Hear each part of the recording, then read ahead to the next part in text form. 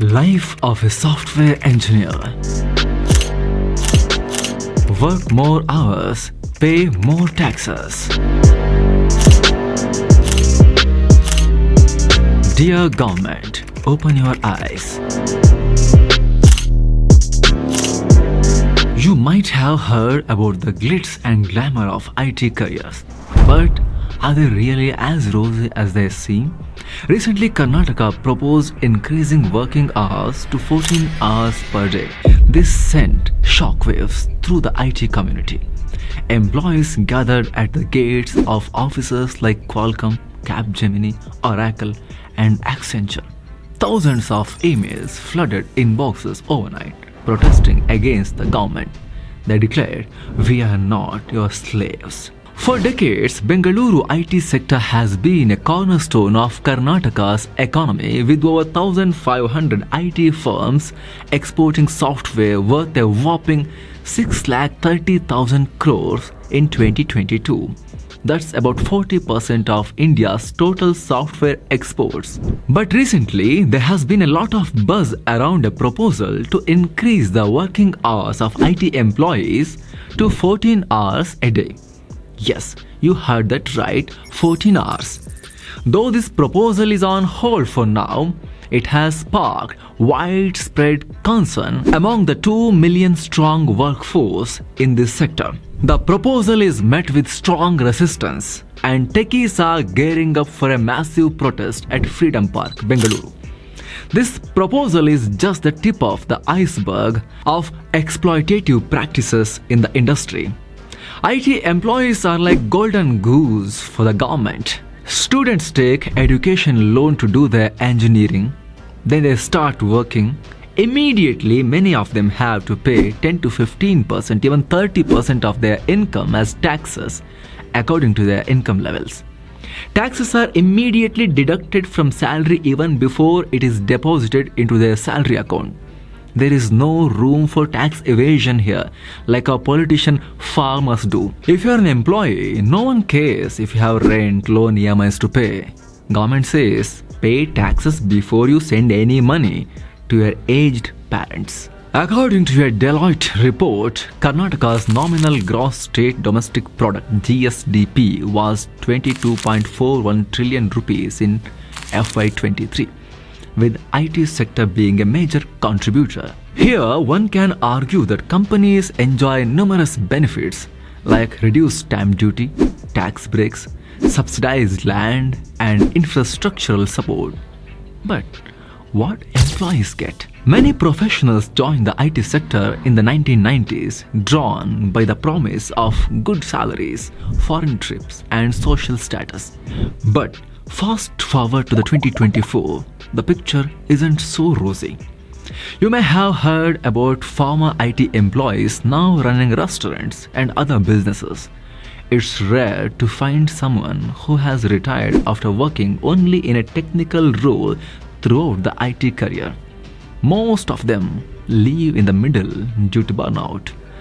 Only who have managed to move up to the managerial positions can survive. A recent study by Unsurety and the Knowledge Chamber of Commerce and Industry revealed that over 50% of Indian techies work more than 9 hours daily, averaging 52.5 hours weekly. This leads to severe mental and physical health issues. And even after reaching home, the work doesn't stop. Calls, emails, and urgent emergency logins continue. Countries like Australia, Kenya, and several European nations focus on employees' right to disconnect concept, meaning there should be no contact between the company and the employees after office hours. But in India, especially in Bengaluru, a global IT powerhouse, the situation is quite different. In fact, in the opposite direction. Now, at least, is the salary sufficient?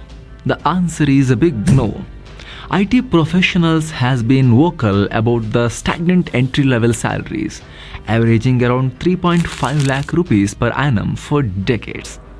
Actually, if you adjust it to the inflation, it has gone down. Entry salary. Additionally, companies hire and fire at their will. Mass layoffs have become common phenomenon.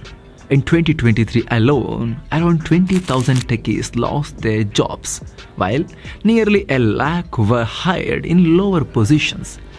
As the employees move up to the higher positions and earn more, their job security decreases. It's a fact. Chances of them being laid off under the guise of cost optimization becomes higher. It's like climbing a ladder only to be pushed down. With no proper grievance redressal mechanism, many workers are left to fight long legal battles on their own. But why common people should care about IT employees? Well, there are several strong reasons. The importance of IT in our daily lives cannot be overstated. It controls everything from healthcare to aviation. Recently, when Microsoft faced an outage, the entire aviation industry was affected, grounding flights. Just as the IT industry supports aviation, it powers numerous other sectors and government projects. The output of the IT industry relies on its workforce, but overburdening employees won't lead to better outcomes. Countries like Australia and several European nations are moving towards employee-friendly policies, while we seem to be going in the opposite direction.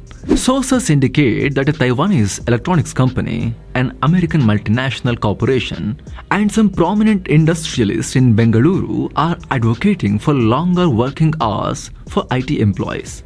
Many IT companies have clients in the US and Europe, so they are looking to reduce the current 3-shift system to 2 shifts to better serve these customers. While this might initially benefit the companies, it could backfire in the long run.